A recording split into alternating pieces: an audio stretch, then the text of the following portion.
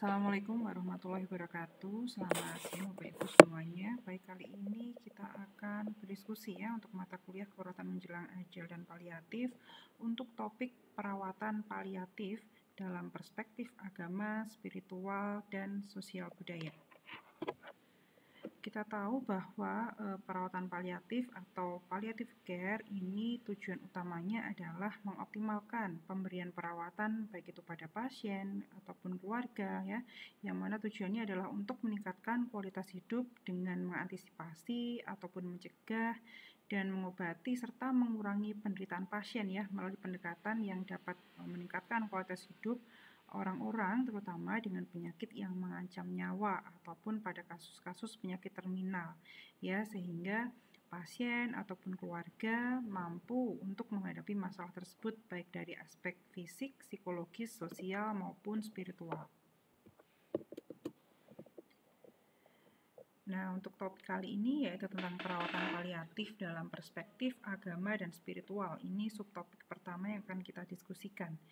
Nah, isu tentang spiritual dan keberagamaan ini menjadi hal yang sangat krusial di setiap kejadian penting dalam kehidupan seseorang, seperti pada saat proses kelahiran, pada saat orang mengalami trauma, bencana, bahkan dengan kematian, ya, Bapak Ibu ya. Sebenarnya banyak artikel, banyak juga penelitian yang membahas tentang spiritual dan keberagamaan ya, di mana dua hal tersebut baik itu spiritual dan juga keberagamaan, hal tersebut penting untuk diterapkan ya dalam memberikan asuhan keperawatan yang mana tujuan akhirnya adalah untuk mencapai kesejahteraan pasien secara holistik ya. Nah, ini kalau kita berbicara tentang sejarah ya Bapak Ibu ya, untuk perawatan paliatif terutama sejak sistem pengobatan modern ya, perawatan holistik itu berubah pandangan ya untuk perawatan. Baik itu untuk perawatan yang berkaitan dengan fisik ya, dan juga mana perawatan yang berkaitan dengan psikologis ya. Nah, ini kalau kita berbicara tentang teori dan juga model sebelum pengobatan modern ya, dulu kan pengobatannya dilakukan oleh tabib ya Bapak Ibu ya, di mana untuk pengobatan sebelum era modern itu pendekatannya masih ini ya, tidak holistik ya, jadi tidak masih bercampur, masih terpisah ya antara pemenuhan kebutuhan fisik ataupun non fisik ya. Oke, nah ini perawatan spiritual ya, ini ya sesuai dengan subtopik yang kita bahas hari ini. Perawatan spiritual adalah salah satu domain dasar dalam upaya perawatan paliatif yang berkualitas ya, seperti yang telah dinyatakan dalam The National Consensus Project for Quality Care atau yang biasanya disebut dengan NCP, dan juga The National Quality Forum pada tahun 2009 ya. Jadi di dalam NCP ini disebutkan bahwa hendaknya aspek spiritual atau spiritualitas ini menjadi bagian dalam pelayanan kesehatan dan juga pelayanan keperawatan, terutama pada perawatan ataupun pemberian pelayanan kesehatan pada pasien-pasien dengan penyakit terminal ataupun pada perawatan pasien yang dirawat di unit paliatif ya. Oke, nah ini kita berbicara dulu tentang, mungkin sudah pernah dibahas ya pada topik yang sebelumnya, yaitu tentang pelayanan hospice ya. Jadi hospice ini adalah perawatan yang dikhususkan pada pasien terminal ya Bapak Ibu, atau pasien-pasien dengan penyakit kronis stadium akhir, di mana dengan pemberian pengobatan terhadap penyakit pasien itu tidak diperlukan lagi gitu ya. Jadi walaupun diberikan pengobatan, diberikan terapi, penyakitnya itu tidak mungkin sembuh gitu ya. Nah, di mana pelayanan hospice ini bertujuan untuk meningkatkan atau untuk meringankan penderitaan serta untuk meringankan rasa tidak nyaman yang dirasakan oleh pasien dengan berlandaskan pada aspek bio, psiko, dan juga spiritual. Ya, jadi ini adalah berkaitan dengan pelayanan hospice. Nah, ini adalah pendiri hospice ya, Dame Cecily Saunders atau yang biasa disebut dengan Saunders ya, di mana teori yang diciptakan ini adalah tentang ini ya, total pain ya. Jadi Saunders ini beliau mendedikasikan dirinya untuk merawat pasien yang menjelang akhir hayat, ya, terutama pada pasien dengan total pain, ya, dimana total pain ini adalah istilah yang menggambarkan kondisi distress, ya, adanya permasalahan pasien akibat adanya distress fisik, ya, adanya penyakit fisik ataupun adanya distress spiritual, ya. Distress spiritual ini intinya seseorang itu mengalami permasalahan pada aspek spiritualitasnya akibat penyakit kronis, akibat penyakit terminal yang diderita, ya, termasuk juga pasien-pasien yang memiliki masalah psikososial. Jadi total pain yang dikeluarkan oleh Saunders ini tidak hanya menekankan pada pain, pada nyeri pada aspek fisik saja, tapi juga menggambarkan adanya permasalahan pada pasien terminal pada aspek fisik, spiritual, dan juga psikososial. Ya, sehingga dari teori total pain yang dikeluarkan oleh Saunders ini lahirlah sebuah teori model yang disebut dengan model biopsikososial dan juga spiritual, yang mana model ini menjadi acuan dalam pelayanan paliatif. Ya. Nah, model biopsikososio dan juga spiritual dalam pelayanan perawatan paliatif ini tentunya berfokus pada semua aspek yang ada pada pasien, ya. Jadi ini merupakan layanan yang menyediakan layanan yang bersifat holistik untuk pasien-pasien dengan penyakit mengancam jiwa atau mengancam nyawa, yang mana model pelayanan ini digambarkan dalam diagram ini, ya Bapak Ibu, ya. Jadi dalam pelayanan paliatif ini juga memberikan pelayanan untuk mempertahankan kualitas hidup, ya, sehingga pelayanannya seperti ini, ya, meliputi aspek-aspek pada diagram ini, baik itu pada aspek fisik, ya, sudah jelas ya ini, ya, baik kemudian selanjutnya juga pada aspek sosial, aspek emosional, yang mana dari ketiga aspek ini baik itu pada aspek fisik, sosial, dan juga emosional ini dipengaruhi oleh status ataupun kondisi spiritualitas pada pasien, ya, sehingga penting bagi perawat untuk memahami pelayanan spiritual bagi pasien maupun keluarga, ya. Nah, kita tahu bahwa mungkin, ya Bapak Ibu, ya, sebagian besar di pelayanan kesehatan, gitu ya, aspek spiritual ini tidak selalu tersentuh, gitu ya. Tidak semua pelayanan kesehatan itu selalu melibatkan atau melihat serta mengkaji aspek spiritual pasien, ya. Lebih sering berfokus pada aspek fisik ataupun aspek psikologis pasien, ya. Namun pada model biopsikososio dan spiritual yang didasari oleh dari teorinya Saunders tadi menyebutkan bahwa kita sebagai perawat tidak boleh mengabaikan aspek spiritual pada saat kita memberikan pelayanan ataupun memberikan perawatan pada pasien-pasien dengan kasus penyakit terminal ataupun di unit paliatif, ya. Oke, nah selanjutnya tadi di depan sudah ini, ya, sering disebutkan tentang aspek spiritualitas pada pasien. Nah, dua istilah ini, spiritualitas dan juga agama ini, ya. Jadi kalau secara konsep, kalau kita bicara tentang teori atau teori model, ya Bapak Ibu, ya, spiritualitas dan agama ini berbeda, gitu ya. Walaupun secara umum dua hal ini, baik itu spiritualitas dan juga agama, memiliki makna yang mirip, gitu ya.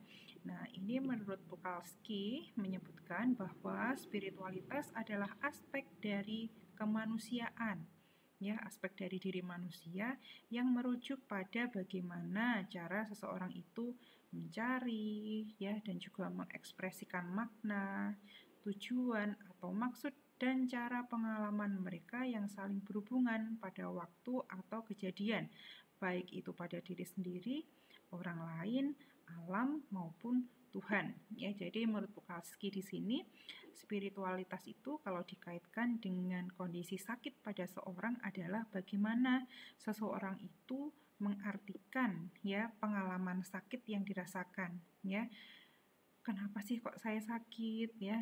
Dengan sakit saya seperti ini, apa yang seharusnya saya lakukan? Apa yang harus saya perbaiki dari diri saya? Nah, itu adalah konsep dari spiritualitas, yang mana konsep tadi dihubungkan dengan Tuhan, alam, orang lain, ataupun diri sendiri, Ya, ini adalah spiritualitas menurut Kalski.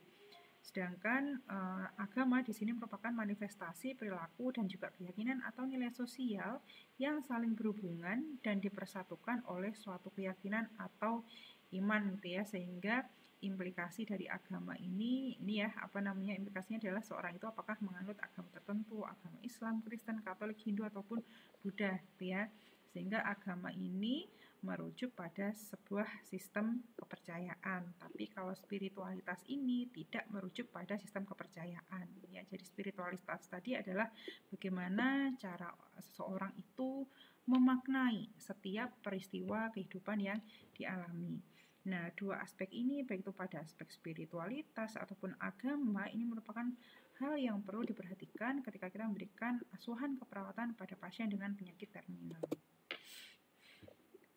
Nah, tadi di slide yang sebelumnya, Bapak Ibu ya, dari teorinya Saunders tadi, teori yang dikeluarkan adalah tentang total pain ya, di mana seseorang itu ketika berada pada kondisi terminal atau memiliki penyakit terminal, maka mereka akan mengalami total pain ya, mengalami distress fisik, sudah pasti sakit secara fisik, kemudian ada distress spiritual dan juga distress psikososial. Nah, ini kita bahas sedikit tentang spiritual distress ya, yang ada kaitannya dengan aspek spiritual yang perlu diperhatikan oleh perawat ketika memberikan asuhan keperawatan. Nah, spiritual distress ini adalah ketidakbermaknaan dalam hidup ya. Nah, ini ya, kalau dari definisi spiritual tadi atau spiritualitas tadi kan seseorang bisa ini ya Bapak Ibu ya, berusaha memaknai, mencari makna pada setiap pengalaman hidup yang dialami. Nah, kalau spiritual distress, seseorang itu tidak lagi bisa mencari atau berusaha setiap makna ataupun pelajaran dalam hidup ya, ataupun setiap pengalaman dalam hidupnya. Atau di sini spiritual distress ini biasanya juga dikaitkan dengan yang namanya adalah keputusasaan ya, merasa putus asa, di mana kondisi ini di spiritual distress ataupun keputusasaan ini sering terjadi pada pasien dengan penyakit yang semakin parah ataupun pada pasien stadium lanjut dengan kondisi kualitas hidup yang semakin jelek ya. Nah, keputusasaan menjelang akhir hayat atau ketidakpuasan dengan pelayanan yang diberikan ini merupakan aspek yang perlu diperhatikan ya saat kita memberikan asuhan keperawatan pada pasien dengan penyakit terminal, Bapak Ibu. Nah, untuk konsep keputusasaan ini nanti ya, asuhan keperawatan pada pasien dengan keputusasaan ini nanti akan kita bahas pada topik yang selanjutnya. Nah, selanjutnya tadi dari aspek spiritualitas dan juga religiositas ya ataupun agama. Nah, ini merupakan dua hal yang perlu diperhatikan pada saat kita memberikan asuhan keperawatan paliatif ya. Nah, ini yang kedua kita bahas tentang religiositas ya Bapak Ibu ya. Nah, tadi mulai dari spiritualitas, agama, dan religiositas ini memang memiliki makna yang hampir sama ya, walaupun tetap ada irisan, ada poin yang membedakan antara spiritualitas, agama, dan juga religiositas. Nah, religiositas ini adalah perangkat kepercayaan yang merujuk pada aktivitas yang didasarkan atas keyakinan dan juga keimanan baik yang dilakukan dengan kasat mata maupun sesuatu yang tidak kasat mata. Nah, ini definisi dari Saunders ya. Nah, religiositas ini merupakan hal penting yang memiliki 3 fokus utama. Jadi ini yang membedakan secara konsep ya Bapak Ibu ya, antara spiritualitas, agama, dan juga religiositas. Nah, ini ada 3 fokus utama pada religiositas yang juga perlu diperhatikan oleh perawat ketika memberikan perawatan pada pasien dengan penyakit terminal. Nah, ini yang pertama, fokus religiositas adalah untuk mengidentifikasi afiliasi seseorang terhadap suatu agama. Nah, ini ya untuk mengidentifikasi hubungan ya seseorang terhadap suatu agama atau keyakinan. Nah, jadi religiositas ini mencakup tentang apakah seseorang itu masih mempercayai ajaran agama yang dianutnya ataukah tidak ya ketika mereka mengalami penyakit terminal ya. Kemudian yang kedua, untuk mengidentifikasi praktik keagamaan atau kegiatan ibadah seseorang. Nah, ini contohnya misalkan ketika ada pasien dirawat di rumah sakit atau pasien dirawat di unit paliatif ya Bapak Ibu ya, kemudian mereka mengalami distres fisik atau mengalami berbagai hambatan fisik ya, sehingga mereka harus bed rest atau tirah baring total. Nah, ini maka perlu kita identifikasi ya, apakah mereka tetap ingin melakukan aktivitas keagamaan, tetap ingin melakukan ibadah ataukah tidak ya, hambatan apa yang ditemukan oleh pasien untuk melakukan ibadah. Nah, itu nanti harus kita fasilitasi ketika kita memberikan asuhan perawatan paliatif pada pasien dengan kasus penyakit terminal ya, sehingga tidak menutup kemungkinan di sini nanti untuk memfasilitasi kebutuhan pasien pada poin yang kedua ini kita bisa berkolaborasi atau melibatkan tim non kesehatan ya, misalkan dengan melibatkan tokoh-tokoh agama atau rohaniawan ya untuk memenuhi kebutuhan ibadah pasien ini. Kemudian yang ketiga ini adalah kepercayaan terhadap agama yang dianutnya ya, jadi pada intinya, aspek religiusitas pada pemberian asuhan perawatan paliatif di sini adalah kita sebagai perawat harus bisa mengidentifikasi kebutuhan ibadah apa yang diperlukan atau yang diinginkan oleh pasien selama pasien itu dirawat di unit paliatif, atau kalau misalkan pasiennya dirawat di rumah, keluarga ataupun perawat juga harus bisa memfasilitasi, mengkaji kebutuhan ibadah apa yang diperlukan oleh pasien, hambatannya apa, kemudian apa yang bisa kita bantu, apa yang bisa difasilitasi oleh keluarga ataupun perawat untuk memenuhi kebutuhan ibadah pasien tersebut ya. Nah, sehingga tujuan akhir dari religiositas tadi adalah pada aspek praktik keberagamaan ya. Jadi di sini kita juga melihat aspek ini ya, agama pasien dengan penyakit terminal tadi. Nah, ini kalau dikaitkan dengan kondisi penyakit terminal yang mana nanti ya akhirnya adalah pada proses kematian atau meninggal ya, meninggal dengan baik ya. Jadi disebutkan dengan meninggal dengan baik, maksudnya adalah pasien dengan penyakit terminal atau pada pasien yang dirawat di unit paliatif itu adalah selama menghabiskan ini ya, melewati sisa hidupnya itu mereka bisa meningkatkan kualitas atau derajat hidupnya sehingga tetap berada pada kondisi well-being ya, karena proses kematian atau meninggal dengan baik ini sangat dipengaruhi oleh tingkat kepercayaan seseorang terhadap sesuatu, seperti melakukan sesuatu dengan keyakinan bahwa ia akan bersama dengan Tuhan, atau melakukan sesuatu itu hanya dorongan yang bersifat duniawi semata ya. Jadi di sini nah ini bahasanya agak enak ya Bapak Ibu ya. Kalau bisa disimpulkan menurut Wayne di sini maksudnya adalah seseorang itu akan menganggap, jadi ini penelitiannya, hasil penelitiannya Wayne ya Bapak Ibu ya, seorang itu akan menganggap bahwa kematiannya itu akan bermakna, kematiannya itu akan baik ketika mereka bisa melakukan ibadah ya, intinya seperti itu. Nah, kemudian di sini berkaitan dengan perawatan spiritual yang baik, nah ini seharusnya dilakukan secara individual dengan hubungan yang lebih dekat, dan apa yang terpikirkan serta apa yang dirasakan akan menjadi suatu kebenaran.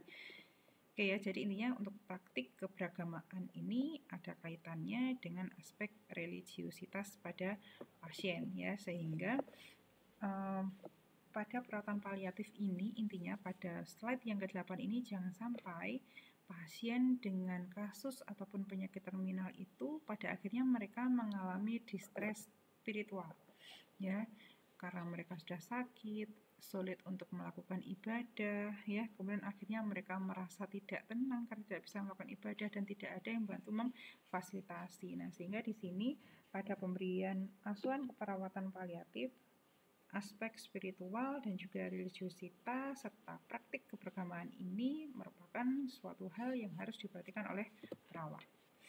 Nah, selanjutnya nah ini kematian dalam perspektif agama.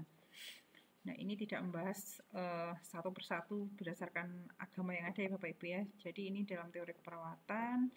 Nah, spiritualitas itu dinilai sebagai salah satu dimensi yang penting untuk menilai kualitas hidup sekaligus kualitas spiritualitas kondisi kematian, ya. Atau dikatakan bahwa peran agama dan juga spiritualitas itu semakin disadari, terutama dalam kondisi menjelang akhir hayat, ya. Karena kita tahu bahwa kematian ini sifatnya kompleks, ya. Kemudian juga beragam pada setiap manusia, ya. Ada yang meninggal karena sakit terminal, ya, atau ada yang meninggal karena memang mendadak, ya, kematiannya, baik itu dalam usia tua ataupun ketika usianya masih muda, ya. Nah, kemudian Bapak Ibu, ini juga ada banyak penelitian, ya, tentang kematian dalam perspektif agama ini. Ada banyak riset, ya, salah satunya adalah riset yang pernah dilakukan pada pasien kanker, ya, di salah satu hospice di India, bahwa hasil penelitian tersebut menyebutkan bahwa semua pasien yang menjadi sampel, yang menjadi responden penelitian itu, mereka sebagian besar sudah memikirkan kematian, ya, yang pasti akan segera dialami, ya, akibat kondisi penyakit kronis ataupun komplikasi yang dialami, ya, mereka kematian. Dan pasien ini bahkan mereka juga ada yang berharap, ya, kematian itu segera datang intinya, karena mereka selama mengalami penyakit terminal itu mereka merasakan penderitaan, ya, sehingga dengan hidup pun mereka tidak bermakna. Nah, itu adalah merupakan salah satu contoh kondisi distres spiritual, ya Bapak Ibu, ya, akibat kebutuhan spiritual, kebutuhan keberagamaan pasien itu tidak terpenuhi, ya. Nah, oleh karena itu, agar kita bisa memberikan asuhan keperawatan paliatif pada pasien yang juga melibatkan aspek spiritual dan juga agama, ya, terlebih dahulu kita harus melakukan pengkajian ataupun melakukan asesmen. Nah, untuk spiritual assessment di sini, ini merupakan pengkajian spiritualitas, ya, dalam pelayanan paliatif yang merupakan isu utama dalam berbagai budaya, ya. Nah, di mana spiritual tadi diidentifikasi sebagai suatu hal yang penting untuk seseorang, yang mana dengan spiritual tadi dapat membantu mengatasi distres, terutama distres spiritual, ya, termasuk saat pasien ini mengalami kondisi sakit. Nah, untuk melakukan spiritual assessment di sini ada banyak instrumen, ya Bapak Ibu, ya, ada berbagai instrumen yang telah dikembangkan dan juga digunakan. Nah, ini beberapa contoh instrumen yang bisa digunakan untuk melakukan pengkajian spiritual atau melakukan spiritual assessment pada pasien dengan penyakit paliatif. Nah, ini yang pertama ada the Palliative Care Outcome Scale. Kemudian yang kedua ada the Existential Meaning Scale. Kemudian yang ketiga ada FACIT SP, ya, atau the Functional Assessment of Chronic Illness Therapy Spiritual Well-Being Tool. Ya, sebenarnya selain tiga instrumen, ya, ini jadi semacam kuesioner, ya Bapak Ibu, ya, untuk melakukan pengkajian spiritual pada pasien, ya. Selain tiga instrumen ini, selain tiga kuesioner ini, sebenarnya masih banyak lagi, ya, instrumen yang bisa digunakan, ya. Nah, jadi ini kalau kita flashback, ya, kenapa spiritual atau bagaimana spiritual assessment ini dilakukan. Jadi pada awalnya, ya, pada tahun 1970 ada seorang rohaniawan dan juga dokter jiwa, ya Bapak Ibu, yang mengembangkan penelitian yang hasilnya adalah ahli tersebut menganjurkan para rohaniawan menggunakan perspektif teologi dalam pelayanan. Jadi pada zaman dahulu, ya, pada sekitar tahun 1970-an itu yang melakukan spiritual assessment pada awalnya bukan perawat, ya, tapi tokoh agama atau pada saat itu adalah rohaniawan, ya. Nah, seiring dengan berkembangnya ilmu pengetahuan, maka perawat pun juga dituntut untuk memiliki pandangan tentang aspek spiritual dan juga dalam memberikan pelayanan pada kondisi pasien yang memiliki penyakit yang mengancam nyawa atau pasien-pasien dengan penyakit terminal, ya, dengan menggunakan kategori atau dengan cara melakukan observasi atau penilaian terhadap perilaku yang muncul pada pasien berdasarkan tingkat atau berdasarkan kondisi spiritualitas pasien. Ini ya begitu, ya Bapak Ibu, ya. Jadi kalau kita berbicara tentang sejarah, spiritual assessment dulu awalnya yang melakukan adalah rohaniawan, kemudian ilmu pengetahuan semakin berkembang, akhirnya perawat dituntut juga harus bisa melakukan spiritual assessment ini dengan cara melakukan penilaian, pengkajian, dan juga observasi pada perilaku pasien yang menggambarkan kondisi spiritualitas pasien. Ya, jadi aspek spiritual ini merupakan faktor yang penting untuk dikaji ya sebelum kita memberikan asuhan keperawatan paliatif ya. Nah, salah satu implikasi dari pengkajian spiritual atau spiritual assessment di sini nanti kita juga bisa mengetahui Bapak Ibu apakah pasien itu mengalami distress spiritual ataukah tidak ya, apakah mereka memiliki masalah pada aspek spiritualitasnya ataupun pada praktik keberagamaannya ataukah tidak ya. Nah, ini selanjutnya ini adalah elemen inti dari palliative care specific spiritual assessment. Tadi kalau di depan dicontohkan ada 3 kuesioner ya, ada 3 instrumen yang bisa digunakan untuk mengkaji spiritual assessment pada pasien dengan penyakit terminal. Nah, ini selanjutnya berkembang lagi ya Bapak Ibu ya, penelitian yang dilakukan oleh Galkot pada tahun 2013 ya. Galkot ini menemukan ada elemen inti dalam spiritual assessment ya. Nah, ini jadi seorang di sini mulai dari story, suffering, spirit, dan juga sense of making. Ya, enggak ada di sini ya. Oke. Jadi di sini yang pertama ada story. Nah, story di sini adalah kita harus mengkaji ya, mengkaji peristiwa ya atau pengalaman pasien yang berkaitan dengan kondisi sakitnya. Ya, bagaimana dulu pasien itu menilai atau memaknai penyakit yang dialami dan seterusnya sampai dengan ini ya, sense of making-nya di sini. Nah, ini selanjutnya di sini ada barrier dan juga strategi spiritual care di sini ya. Nah, di sini saat kita melakukan spiritual assessment ataupun melakukan implementasi atau intervensi keperawatan yang berkaitan dengan aspek spiritual, itu juga biasanya ditemukan barrier atau hambatan ya Bapak Ibu ya. Hambatan dalam pelaksanaan spiritual care menurut Kel Clayton dan juga Butow di sini disebutkan ada beberapa ya Bapak Ibu ya. Nah, ini yang pertama adalah mengenai waktu.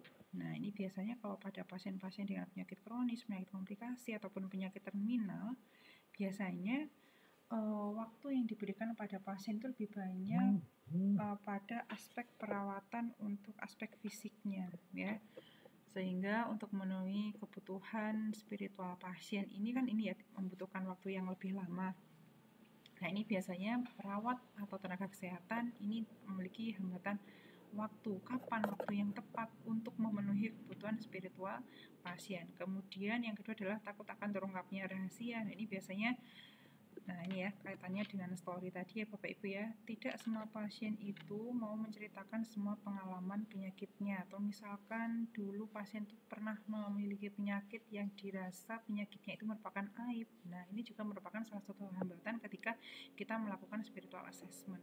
Kemudian yang ketiga adanya masalah yang tidak terselesaikan ya, kurangnya perhatian akan privasi pasien, kurangnya skill yang dimiliki oleh perawat dalam melakukan spiritual assessment. Kemudian adanya perbedaan keyakinan antara pasien dan juga perawat. Nah, ini juga merupakan salah satu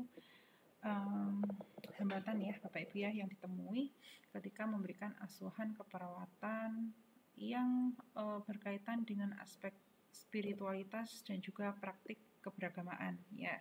Sehingga tadi saya sampaikan juga bahwa pada saat kita memberikan perawatan pada pasien dengan penyakit terminal yang mencakup pada aspek spiritual dan juga praktik keberagamaan, kita bisa melakukan kolaborasi ya dengan rohaniawan ataupun tokoh agama.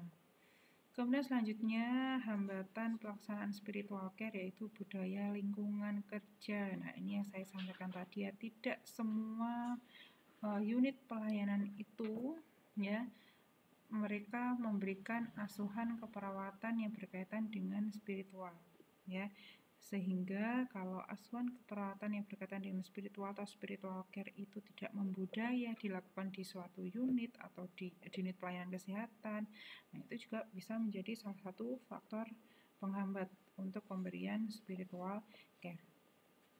Kemudian selanjutnya adalah kurangnya kerjasama tim secara multidisiplin. Ya, ini ya biasanya misalkan karena adanya beban kerja dari tenaga kesehatan yang tinggi, ya, sehingga akhirnya apa? Mereka saling lempar tugas. Ya, siapa nih harusnya memberikan spiritual care dan seterusnya. Nah, ini merupakan salah satu beberapa hambatan ya.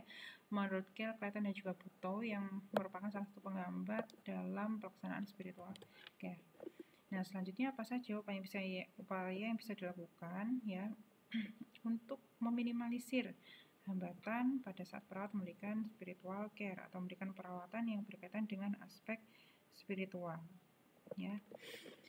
Yang pertama adalah melakukan rujukan secara tepat ya. Rujukan di sini bukan berarti harus pasien dirujuk gitu enggak ya Bapak Ibu ya. Maksud dari poin yang pertama di sini adalah di unit pelayanan hendaknya memiliki SOP ya berkaitan dengan spiritual care di sini.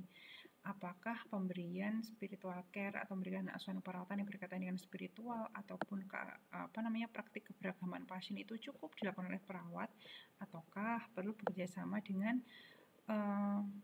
pihak lain ya, misalkan tadi tokoh agama, rohaniawan ataukah yang lainnya.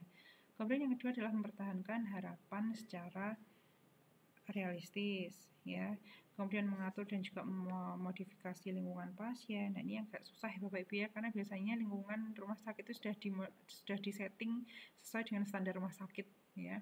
Kemudian yang keempat, meningkatkan kemampuan dan juga keterampilan konseling. Nah, ini tugasnya perawat Bapak Ibu ya. Lalu yang kelima, melakukan dokumentasi dengan membuat catatan hasil wawancara mendalam atau in-depth interview ya. Nah, catatan hasil wawancara mendalam ini salah satunya bisa didapatkan dengan menggunakan instrumen tadi Bapak Ibu ya, dengan menggunakan instrumen atau kuesioner spiritual assessment tadi. Ya.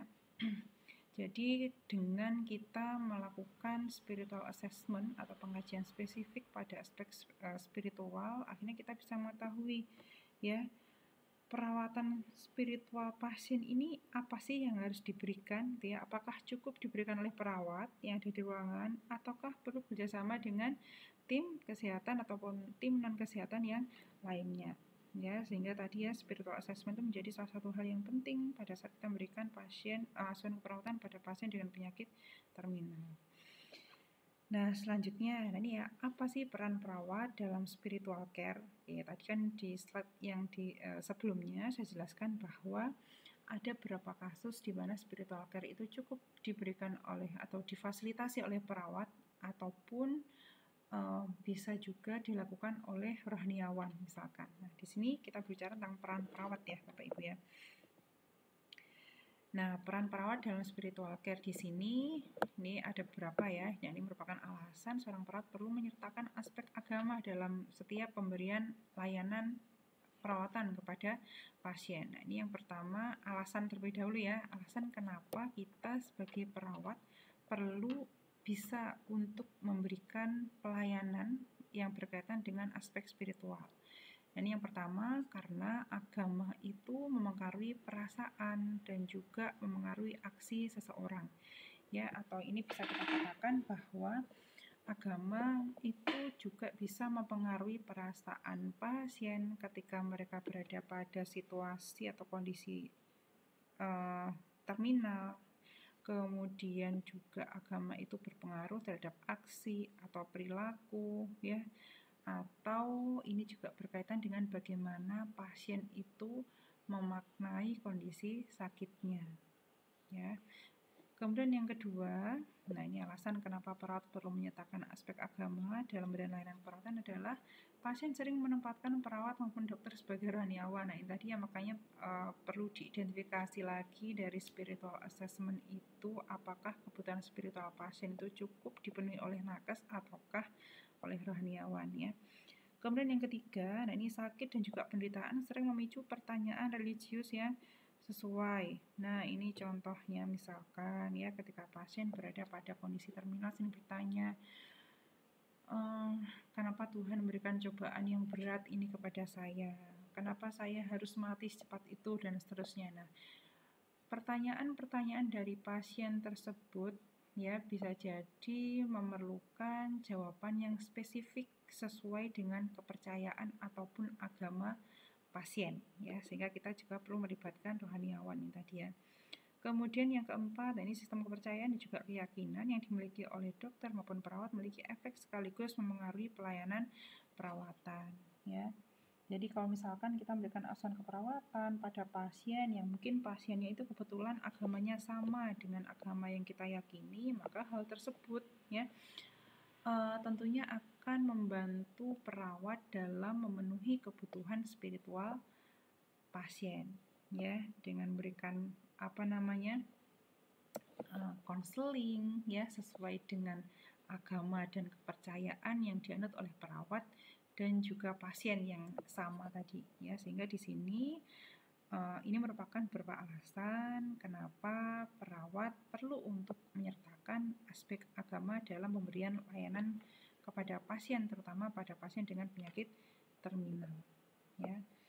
Oke, nah ini selanjutnya peran perawat ya dalam spiritual care. Nah, berdasarkan rekomendasi dari DNCP tadi ya, Clinical Practice Guideline for Quality Palliative Care, yaitu yang pertama adalah perawat melakukan pengkajian pada pasien, termasuk pasien yang memiliki agama ataupun kepercayaan kategori minoritas ya.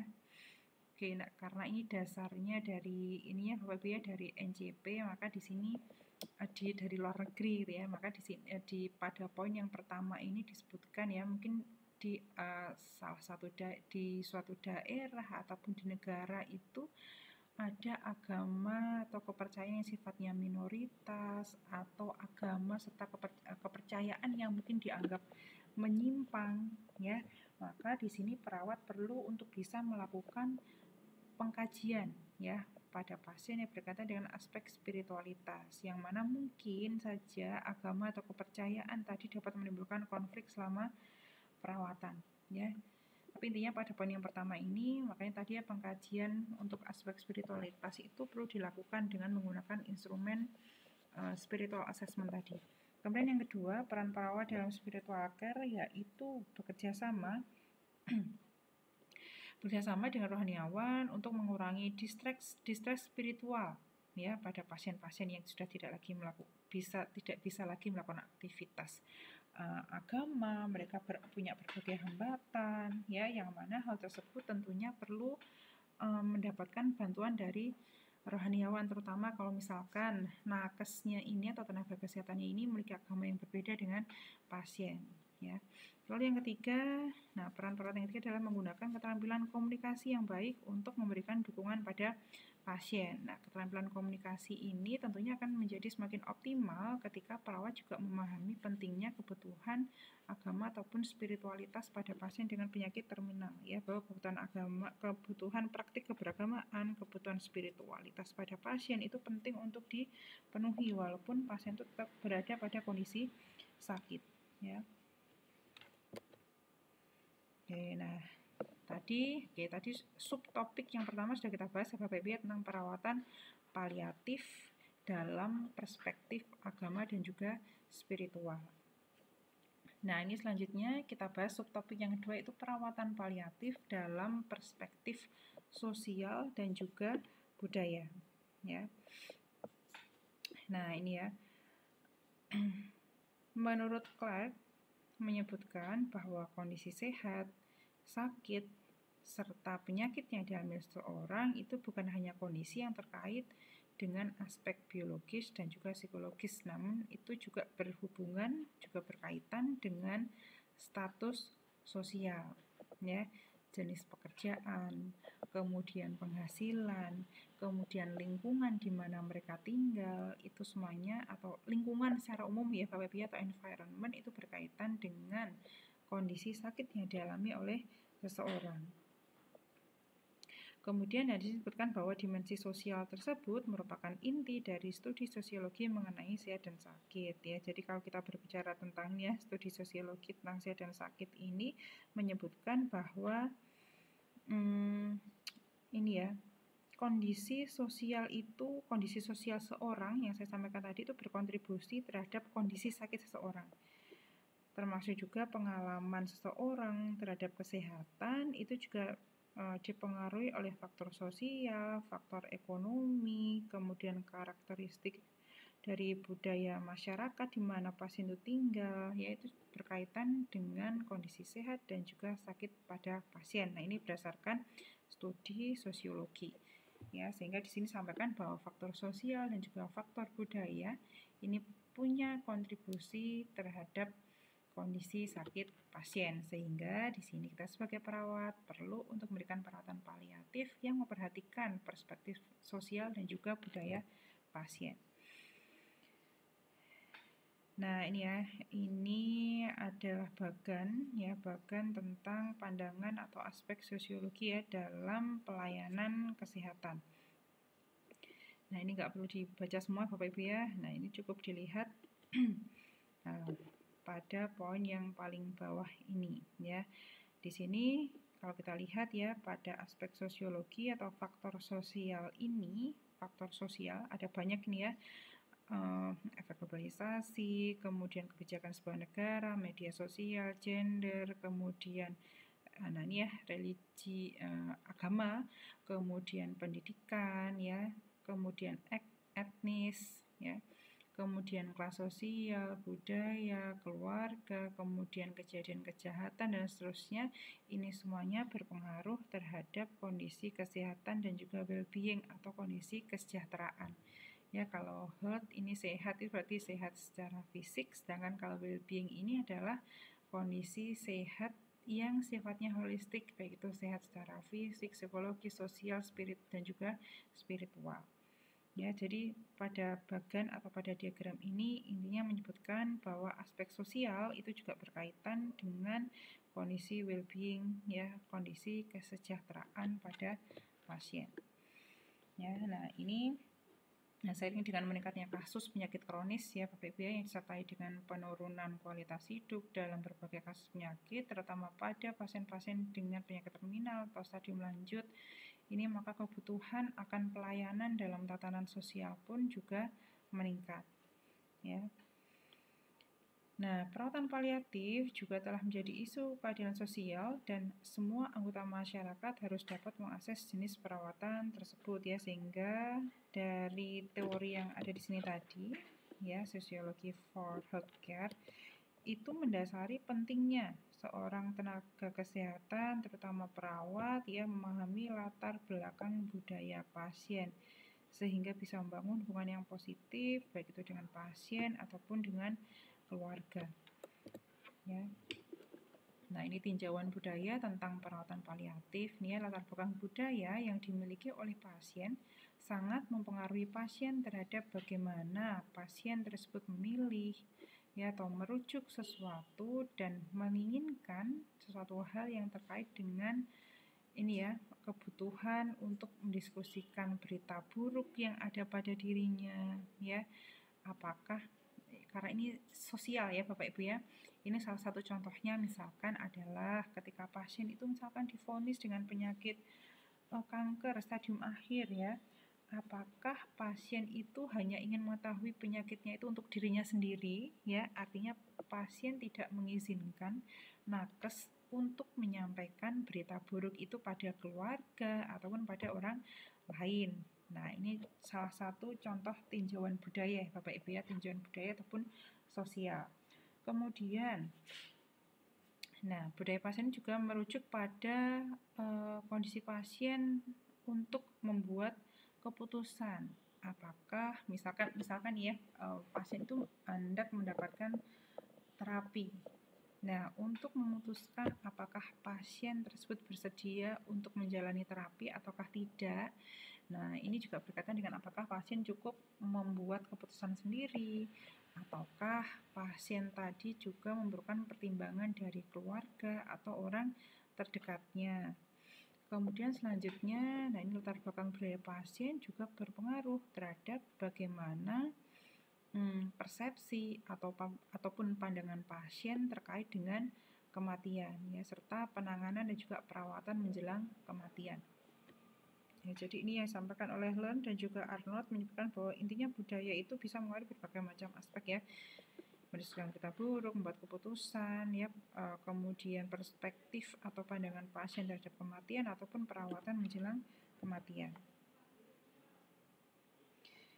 Oke, nah ini tadi ya, selanjutnya lagi Bapak Ibu, implikasinya kalau di asuhan perawatan adalah pada akhirnya perawatan yang diberikan pada pasien itu jangan sampai bertentangan atau ini ya, itu ya, bertentangan dengan kebudayaan atau kepercayaan yang dianut oleh pasien, gitu ya. Oke, nah ini selanjutnya menurut Andrews dan Boyle menyebutkan bahwa kepercayaan terkait dengan kesehatan itu dikelompokkan dalam 3 kategori. Nah ini kalau kita melihat dari sudut pandang budaya, ya, ada magico-religius, ada biomedical, dan juga ada holistik, ya. Nah kalau yang magico-religius ini menurut Andrews dan Boyle menyebutkan bahwa ini merupakan perspektif seseorang atau sudut pandang pasien yang berkeyakinan bahwa Tuhanlah yang mengontrol kondisi sehat ataupun kondisi sakit pada pasien. Ya, sehingga dari aspek ini contohnya misalkan, oke, saya sakit karena memang ini sudah ditakdirkan oleh Tuhan untuk saya dan seterusnya. Ya, ini yang berkaitan dengan konsep magical religius. Kemudian yang kedua adalah biomedical. Biomedical ini adalah konsep, ini berdasarkan penelitiannya dari Andrews dan Boyle, ya Bapak Ibu, ya. Biomedical ini menunjukkan bahwa seorang itu meyakini bahwa kondisi sakitnya itu terjadi karena ya gangguan fisik, adanya permasalahan biokimiawi di tubuh, yang mana masalah kesehatan tadi atau kondisi sakitnya itu bisa diatasi dengan obat-obatan. Kemudian yang ketiga di sini ada holistik, ya. Ini jadi pasien itu mempersepsikan bahwa kesehatan adalah hasil dari ini, ya, keseimbangan dari berbagai elemen yang ada, ya. Ya, baik itu karena aspek dari Tuhan, aspek dari kondisi fisiknya itu sendiri, sehingga hal ini bisa mempengaruhi pengalaman subjektif, ya, pada pasien terhadap kondisi sakitnya. Kemudian, nah selanjutnya di sini ada 3 prinsip, ya, masih dari teorinya Andrews dan juga Boyle. Ini di sini ada 3 prinsip yang berkaitan dengan pengalaman sakit, ya, dari perspektif budaya. Ini prinsip yang pertama, sakit itu dianggap sebagai budaya. Nah ini, ya. Nah maksud dari poin yang pertama di sini, contohnya adalah misalkan ada 2 orang, ya, ada 2 pasien yang memiliki penyakit yang sama, ya. Bisa jadi dengan kondisi sakit yang sama, mereka punya perspektif, mereka akan memiliki pengalaman yang berbeda tentang sakitnya, ya, dimana hal ini dipengaruhi oleh beberapa hal, ya, beberapa penilaian, perspektif terhadap sakit yang dialami, dimana kondisi sakit itu adalah fenomena dan fenomena sakit tersebut bisa dijelaskan. Ya, jadi ini intinya pada poin yang pertama adalah pada orang yang memiliki sakit yang sama, mereka pada akhirnya bisa memiliki perspektif yang berbeda, punya pandangan yang berbeda, kemudian mereka bisa mendapatkan pengalaman yang berbeda, ya. Kemudian selanjutnya mereka juga bisa ini, ya, dari pengalaman penyakitnya tadi mereka bisa mengekspresikan kondisi sakitnya itu dengan cara yang berbeda juga, di mana hal tersebut dipengaruhi oleh faktor budaya. Kemudian prinsip yang kedua, ini, ya, makna kematian dan sakit. Nah ini adalah menekankan bahwa makna ini adalah konsekuensi, ya, konsekuensi dari suatu peristiwa yang tidak bisa dihindari, baik itu sakit ataupun kematian. Kemudian prinsip yang ketiga yang berkaitan dengan pengalaman sakit di sini adalah narasi tentang sakit. Nah, sakit ini dinarasikan menjadi sebuah cara bagi pasien atau bagi seseorang untuk mencari sesuatu yang bisa diterima oleh logika, ya. Contoh dari prinsip yang ketiga di sini misalkan adalah seseorang meyakini bahwa sakit yang dialaminya itu terjadi karena misalkan pada saat berusia muda mereka punya pola ataupun gaya hidup yang tidak sehat dan seterusnya. Nah, di mana hal tersebut ya dipengaruhi oleh kondisi sosial budaya selama mereka hidup, ya. Nah, kemudian di sini, menurut Skim dan juga Miller di sini ada beberapa model ya, model kompetensi budaya, ya, yang ada kaitannya dengan nilai budaya yang diyakini oleh pasien yang memiliki penyakit terminal. Nah, di sini yang pertama ada keragaman budaya. Keragaman budaya di sini maksudnya dalam mengenal dan memahami keragaman budaya dengan nilai keunikan dan juga kepercayaannya. Nah, ini sehingga kita sebagai perawat ya Bapak Ibu harus bisa memahami budaya yang dipercayai ya atau yang diyakini oleh setiap pasien. Kemudian yang kedua adalah kesadaran akan budaya. Nah, di sini adanya pertukaran informasi yang berhubungan dengan kesehatan. Ya, jadi sehingga nanti ketika misalkan kita melakukan pengajian, kita bisa menilai aspek budaya ya atau kepercayaan yang dianut oleh pasien. Lalu yang ketiga, sensitivitas terhadap budaya. Nah, ini adalah mengenal perilaku dan juga kepercayaan serta cara berkomunikasi. Nah, ini contoh misalkan ya mungkin Bapak Ibu yang ada di Papua ya, dulu pernah ada cerita kalau misalkan pasien ini sakit, kemudian dirawat di rumah sakit, kemudian pasien ini ceritanya sudah mau meninggal, kemudian ketika akan diberikan injeksi ya, obat yang diberikan secara injeksi, nah keluarganya itu menolak karena mereka menganggap bahwa pasien ini kondisinya sakit nih, kalau nanti diberi suntikan ya pasiennya pasti akan merasa lebih sakit. Nah, itu adalah salah satu permasalahan budaya ya Bapak Ibu ya, sehingga kita harus peka ya. Kita harus memiliki keterampilan komunikasi yang efektif kepada pasien sehingga pasien dengan latar belakang budaya yang berbeda dengan ilmu kesehatan, nah itu pada akhirnya mereka bisa menerima terapi yang memang harus diberikan pada pasien. Ya, sini ya. Kemudian yang keempat adalah kompetensi budaya. Ini melibatkan ragam budaya sebagai pengetahuan dan juga perilaku keseharian. Nah, ini biasanya misalkan berkaitan dengan ciri khas pada suku tertentu ya, Bapak Ibu ya. Nah, ini juga berkaitan dengan kompetensi budaya yang harus dimiliki oleh perawat. Nah, sehingga bisa disimpulkan ya, Bapak Ibu ya, ada banyak faktor, ada banyak hal yang harus dikuasai, ada banyak hal yang harus dipelajari dan juga dipahami oleh perawat dalam memberikan asuhan keperawatan pada pasien dengan penyakit terminal.